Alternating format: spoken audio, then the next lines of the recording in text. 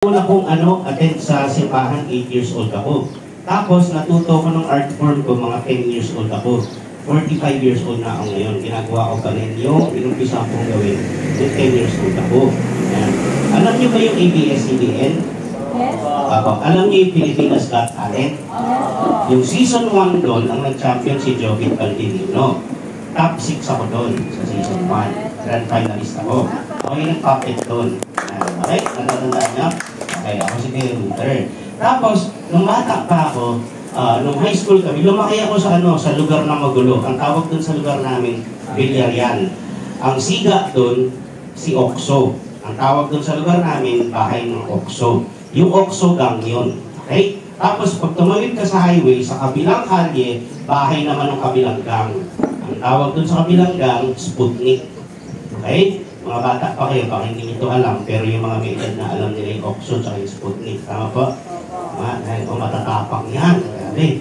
Magulo yan, rambulan talaga, may namamatay talaga. Okay? So sa ganung lugar ako, lumaki. Tapos nung high school na ako, naging pedicab driver ako. May pedicab ba dito? Ano yung pedicab? Pedicab driver ako. Tapos, tinuloy ko lang kung ano yung pinapagawa ni Lord sa akin. Nag-church ako lagi, marami akong natutunan doon. Nung grade 4 ako, naging drummer ako sa church. Yan. Sino dito may musical instrument na alam? Tumutugtog. Yan, tuloy niyo yan. Okay, tuloy niyo yung mga talent ninyo. Hindi niyo alam kung saan kayo kayang dalhin ni Lord gamit yung mga talent ninyo. Sino dito mahilig mag-drawing?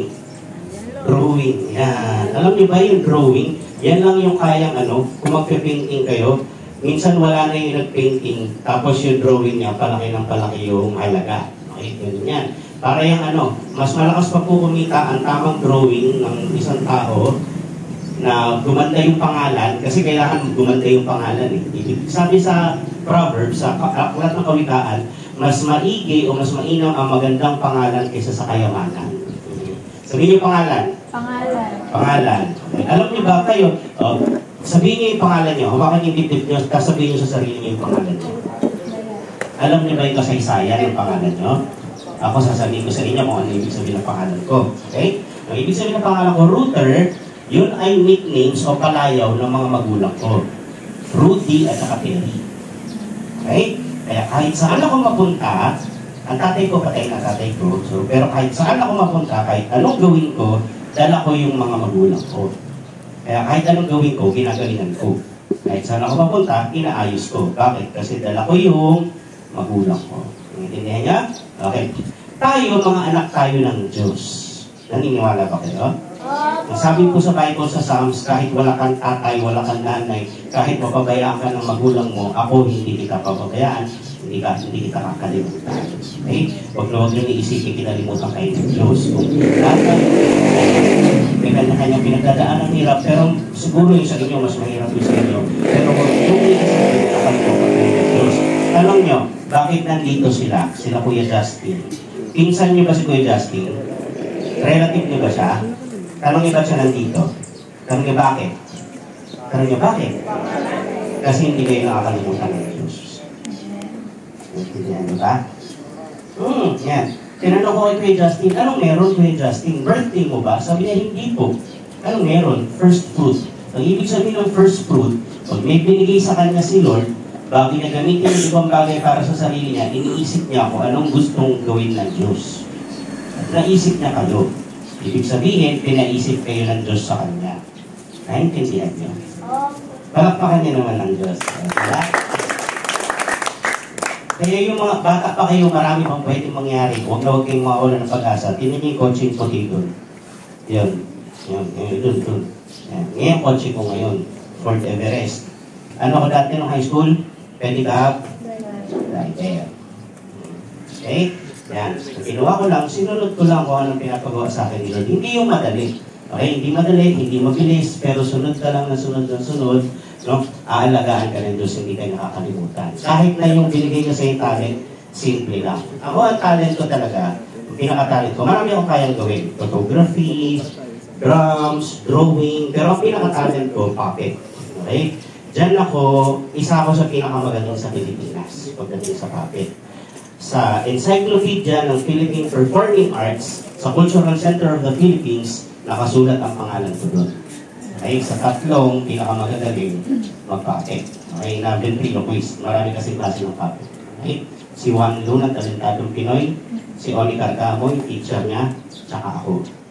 Okay, tatlo kami nakasulat. Eh, ang dami namin, no? Pero tatlo kami nakasulat doon. Ginawa ko lang ng ginawa, sinunod ko lang na sinunod. Alam niyo kung saan ako nakapag-shoot? Alam niyo saan?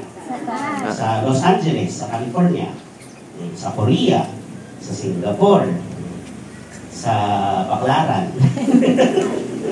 Cavite, Batangas, kahit saan, pagod na pagod. Ngayon, mamaya pupunta ako ng Kabanatuan, pagdatas nito.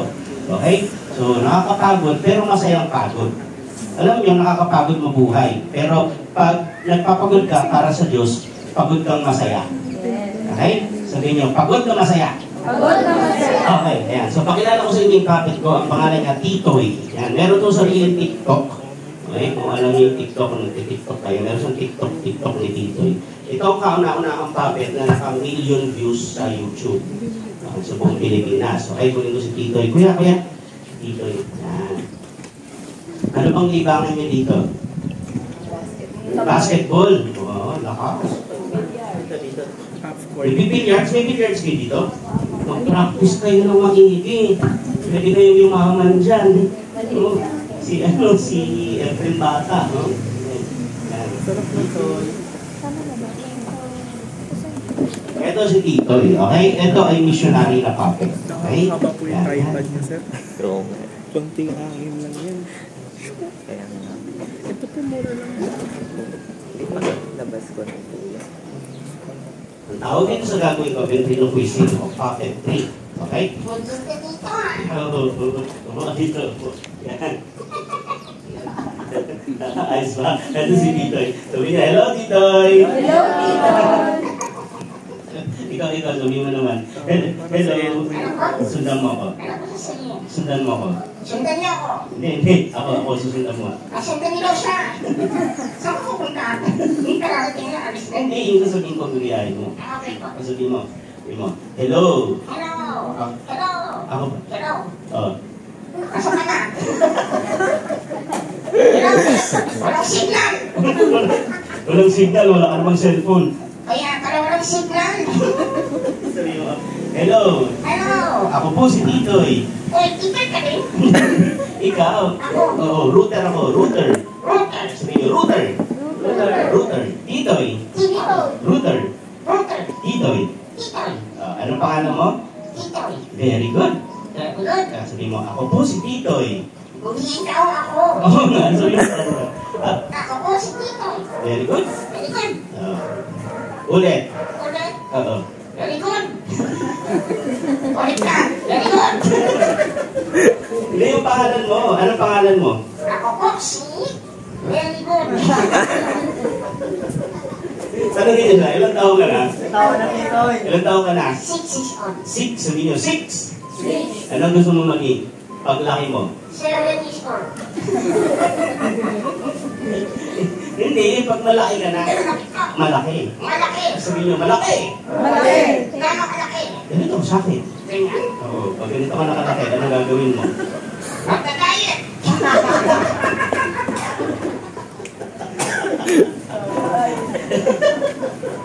Hindi. Gusto mo maging doktor. Eh, doktor. Gusto ko yan. Doktor. Doktor. Meron ba dito gusto maging doktor? Kaso nga kayo. Meron? Oo. Pasyente na lang ako. Gusto mo maging doktor? Opo. Ay, alam ninyo, doon sa lugar namin, ang tawag doon, Nazareth Compound, kung saan yung church namin. Urban po yun. Pasok ka ng Camellia, tapos merong right of way. Ibig sabihin ng right of way, nakiusap lang yung mga tao para may daanan. Okay? Isang tao lang kasya. Paglabas mo sa kabila, merong creek. Okay? May tulay na bakal, kami ng paggawa ng paayos yung tulay na bakal. Okay? So, tapos, pupunta ka dun sa church. Dun sa lugar na yon, meron kaming estudyante, 2 taon na lang, magiging dentista na siya. Tapos meron kaming kakagraduate lang ng pre-med course, yung RadTech. So, ganun, huwag kayong mawawalan ng pag-asa, mangarap kayo ng mangarap. Ha? Pwede yan mangyari. Okay ba yun? Okay? Sabihin mo dito, sabihin mo. Laki. Laki na inyo pangarap ko. Bakit? Kasi Kasi malaki ang Diyos. malaki ang Diyos. Kaya nyo pangarap. Tama? Balakpakan naman. Sabi mo, ano na, gusto mo maging doktor? Dinala kita sa doktor ng isang araw, ipapacheck up kita eh. Iyak ka ng iyak eh. Nagyunin mo bata, tanongin mo, ano gusto mo maging doktor? Dadalhin kita sa doktor. Iiyak, no? Umiiyak. Natakot ako eh. Ano? Natakot ako. Takot mo, wait yung doktor. Injection. Takot ka, na-injection na kayo. May takot ba dito sa injection? Ako minsan takot ako sa injection. Takot ka pala sa injection. Ba't gusto mo mag-doktor? Isinka ko. Pag laki ko, gagaliti ako. Sabi niya, nag-respect kong supply sa akin. Kasi mga doktor ka na, magpacheck up ako. Ako. Titoy, doktor Titoy. Ako. Medyo Anong nararamdaman mo? medyo sinisipon po ako. Injection. Hidok naman. Hindi, pag doktor ka na, may gusto ka bang gawin? Ako. Ano? Medical mission. Gusto niyo mag-medical mission? Anong ginagawa sa medical mission? Nagdadasal. Dadasal. Nag-check up. I-check up, ikaw yung doktor, i-check up mo. Ano ba siya? I-check up mo sila. Ako. Libre. Libre check up. Libre noon. Libre gamot. Libre vitamins. Pati vitamins. Pati merienda. Ba? Lahat libre. Ako. Siguro ang dahil mo nang naipon lang. Wala ko. Wala ko na naipon, paano mo gagawin yun? May sponsor ako. Sino? Si Tito Justin. Sabihin niyo rin kay Tito Dustin, salamat po. Wow. Titoy, sabi mo kanina may pangarap ka. Dapat pag may pangarap ka, nag-aaral ka ng mabuti. Sino dito nag-aaral ng mabuti? Nag-aaral ba kayo mabuti? Very good, very good. Ano favorite subject niyo? Marami yung math. Ay, Tito Ruben. Oh. Pagdating sa lahat, Oo. ako ang pinakabilis sa addition. Ano ka? Ako, doon sa akin, wala nang mas bibilis ka sa akin sa addition. Pagdating sa audition, mabilis ka talaga. Sobrang bilis. Talaga? Ako, Sobrang sobrang bilis bilis. ha. Gusto niyo subukan? Sige. Sila muna ha. 1 plus 1. 2 plus 2. 4 plus 4. Isa pa. 1 plus 1. 2 plus 2. 4 plus 4. 8 plus 8. Bilis. Ikaw, kaya mo yun. Mas mabilis ka pa doon? Mas mabilis ako yan. Talaga? Sobrang bilis ko. Sige. Itoy. 10 plus 100.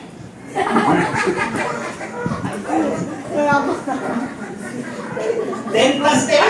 10 plus 10, 100. Mali. Tama ba yun? Mali. Mabilis naman. Sabi ko lang, mabilis ako. Wala akong sinabing tama sa loob ko eh. Sabi ko lang, mabilis ako. 100. Mabilis nga. Ayusin mo. Baka mami, isipin nila tama yung sagot mo. 1 plus 1. 2 plus 4. 4. 8 plus 8. 16. Galing nga. Ilan tama natin? 32. Sabi ko ilan taon ka na? 64. Mali yung sagot mo. Maliin ka lang nyo. Bukod sa math, meron ka pang ibang gusto? Pero po, Ano pa mga ginagawa mo sa school? ano po, Ano? kung nga punta ako. Ay, oo, alam niyo ba sa classroom, dati nung high school kami, may tinatawag kaming icebreaker. Ano yan? Ang gagawin ng teacher, hindi aantokin yung mga student, mag-break muna sa subject, tapos sasabihin, sino gusto ko magtaka? Kaya, sino gusto kong tumula? Gano'n. Spoken word, marunong ka nun. Ano? Freak ka. TikTok, marunong. Ano ba? Ano? Kakanta ako. Kakanta ka? Anong kinakanta mo?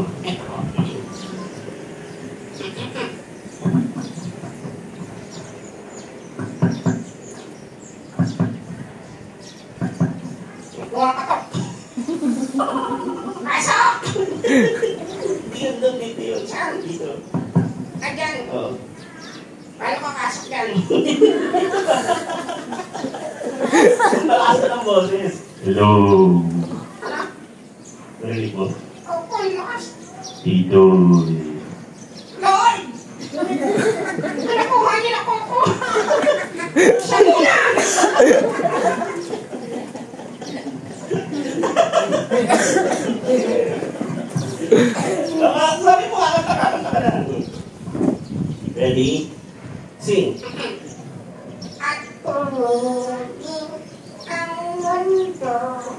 Yes. Nang ako'y ito. Ginaganda mo sa school yan? Ako, Kanina.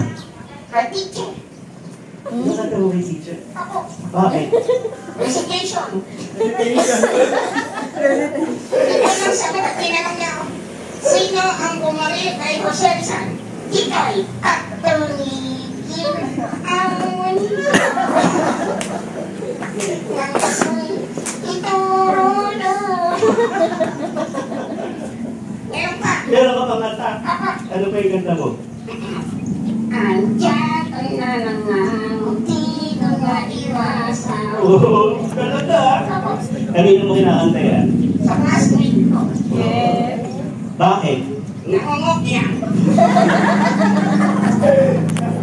Nagtitest kami, nagtutulot ako. Nakita ko siya, nakatitig sa akin. Sabi ko, andyan ka na naman, di mo nga iwasan. Tumingin sa aking testator.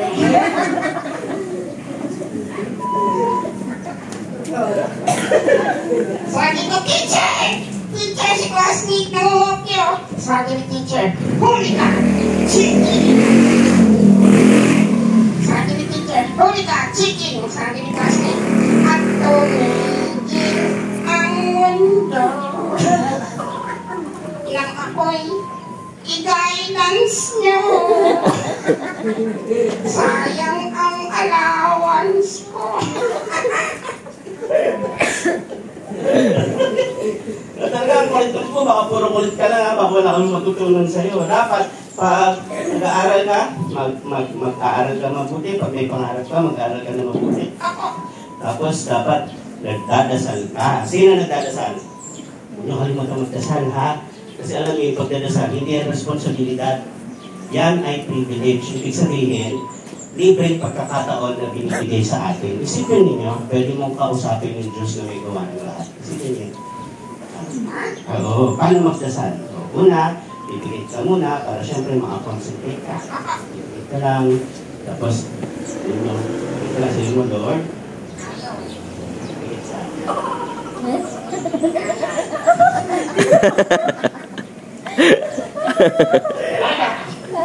ayaw, patingin. Patingin.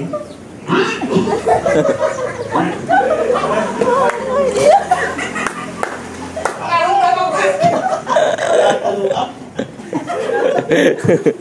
Kamilit yan eh. Hindi na lang tayo nagkita. Anak na, Ano? magkikins ako.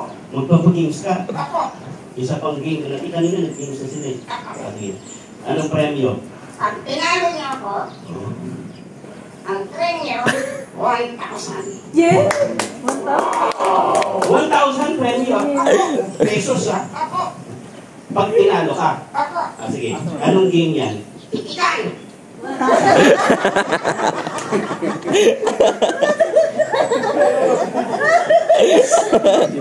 Ano ha? Talo na kami. Senior citizen na kayo, nakikilat ka. Sa inyo 1K. Wala naman. Ayusin mo, dapat mag-pray. Mag-pray tayo. Tapos ano ba? Nagkasalan ko ito. Magpa-Bible. May Bible ba kayo dito? Alam niyo ba, sasabihin ko kayo, yung Bible na yan ang nanay ng lahat ng libro. Ano yung ibig sabihin? Dati, ang mga libro, puro scroll lang. Scroll. Okay? Mga libro. Yung unang libro na ginawa sa modern printing press, na ganyan, buong libro, Bible ang una. Intindihan niyo ba? Kaya kung walang Bible, walang kahit anong libro. Bible ang unang ginawa. Kaya, yan ang nanay ng lahat ng libro. Okay, huwag niyang kakalimutan, sobrang importante ng Bible. Pangalawa, kung meron kang isang Bible, lalo yung Old and New Testament, 66 books yun. Hindi lang isang libro meron ka, meron kang isang library. Intindihan niyo? Pag pinabasa mo isang Bible, meron ka isang buong library. Nandiyan ang kasaysayan ng tao, wala akong pisahan ng buhay. Okay? Lahat ng tanong mo sa buhay, lahat ng pinagdadaanan mo, meron at merong sasabihin ng Bible. Ano gagawin mo pag nalulungkot ka? Sabi, rejoice in the Lord always, and again can say rejoice. Pag napapagod ka, sabi ni Jesus, Magsipalit ko kayo sa akin, kayong lahat na napapagod, nabibigatan, bibigyan ko kayo ng kapahingahan. Pag nalulungkot ka, napapagod ka, may kailangan ka, pag may kailangan ka, sabi sa Philippians chapter 4 verse 6, sabi, huwag kayong mag-alala, huwag kayong mag-alisa, dahil ninyo, do not be anxious about anything, but in everything, with prayers and thanksgiving, present your request to God. Lahat ng kailangan ninyo, dalhin ninyo sa Diyos. Ang ganda. Oh, ang ganda. O, tita, ikaw, meron ka memory verse? Meron po. Anong memory verse mo? John. John. John ano? John. John 14:6. John 14:6. Ano sabi doon? Sabi ni Jesus. Sabi ni Jesus. Sabi ni Jesus. Yan. Ano sinabi? Hindi mo alam, nakakaya, oh. Hindi mo alam yung sinabi. Wala po ako naman sinabi din eh. Sasabihin ko sa'yo, sabi ni Jesus, Sabi ni Jesus. ako ang daan. Ano? Siya daw yung daan. Ikaw ang daan. Hindi ako, sige. Kasi Jesus. Oo. Si Jesus ang daan. Si Jesus ang daan. Katotohanan Katotohanan. at ang buhay. At ang buhay. Sabihin niyo, daan, katotohanan, buhay. Pero ang gusto mong puntahan, gusto mong mapunta ka sa maayos, si Jesus ang daan. Okay? Gusto mong malaman yung totoo, na kay Jesus ang katotohanan. Gusto mo ng buhay, buhay na may kahulugan, na kay Jesus natin. Ang ganda. Oo. Ulit. Si Jesus. Si Jesus ang daan. Katotohanan. At ang buhay. Walang Walang nakapunta sa ang dita ko. Walang kinikilingan. Walang pinaproteksyonan. Si Jesus ang nagkakakang. Hindi kinakakantanan.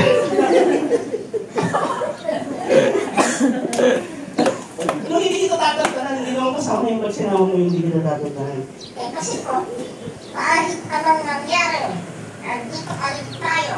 Nagpandemya at lahat. Nandito pa rin tayo. Kasi hindi tayo tinantanan ng pagmamahal ni Lord.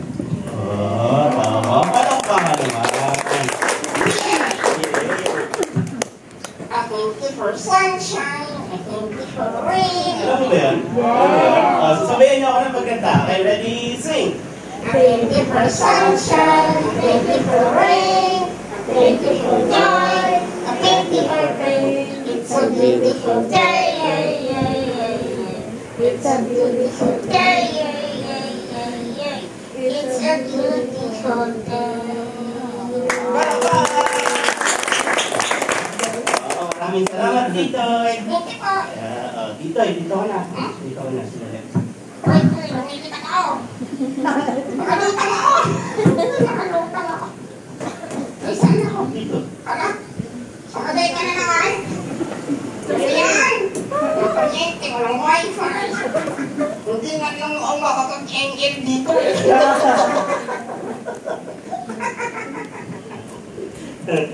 Sa susunod na, sa susunod, bumangan tayo sa amin. Sige. Ako magkakakati. Saan yun? Dito sa Kaleta. Kasi tayo dito. Sa sigang.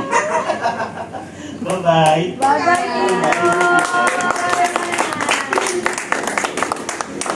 So yan, alam niyo paano ako natuto niyan? Nung bata pa ako, nangihiram lang kami ng puppet. Sa church, meron. Tapos, kaya ako humusay kasi sa mga missions, pupunta kami ng mga probinsya. Tapos ang kausap namin ng mga bata, mga dumagat, mga tribo, mga aita. Tapos walang kuryente, nakaupo lang sila sa street. Kasi papapit kami, gano'n. Masarap, inisip ko, yung puppet, ang cute-cute ng puppet, pero buhay lang yung puppet kapag hawak siya nung nagpa-puppet. Tama? Tama? Tayo mga tao, may gumawa sa atin si Lord. Kung gusto niyo ng totoong buhay, yung buhay na ganap, kasaya-siya, na may kahulugan, kailangan nandun tayo sa gumawa sa atin. Sino gumawa sa atin? Si Lord. Amen? Okay ba yun? Mag-pray tayo. Okay? Okay? Pray tayo. Lord, maraming salamat po sa lahat ng kabataang ito. Inaasahan po namin, Panginoon, ng iyong mga pangako hindi po nilipas. Lord, na darating ang panahon, magkakasalubong kami, magkikita kami ulit at sasabihin nila, Kuya Ruther, maraming salamat po, nagpunta po kayo ni Kuya Justin sa amin. Eto na po kami ngayon, eto ang ginagawa namin para sa Panginoon at para sa mga kabataan. Maraming pong salamat.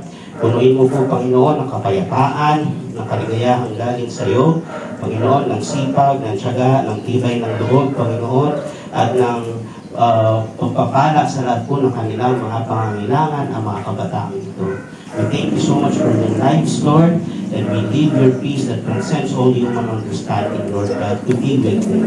In Jesus' name we pray. Amen. But Lord, i-bless ko rin po sila Kuya Justin at lahat po ng involved sa gawain ito.